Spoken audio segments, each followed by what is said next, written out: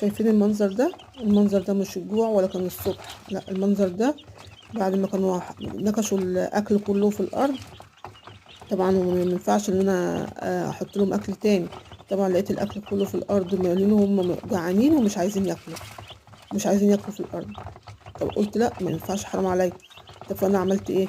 شلت الاكل من عندهم وفضلت اكتر من ساعتين ينكشوا في الارض لحد ما خلصوا الاكل كله اللي في الارض، وحطيت لهم تاني.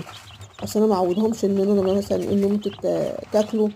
الكتكوت عبال متعودين زي العيل الصغير، زي ما تربيه بالظبط. انت هتحطي له اكل ويرمي، مش هيرضى ياكله. لا انت حطي له اكل ياكل، يخلص ياكل فيه تاني. يبقى دي مكافئته، مش ان هو تبهدله في الارض وما يرضاش ياكل.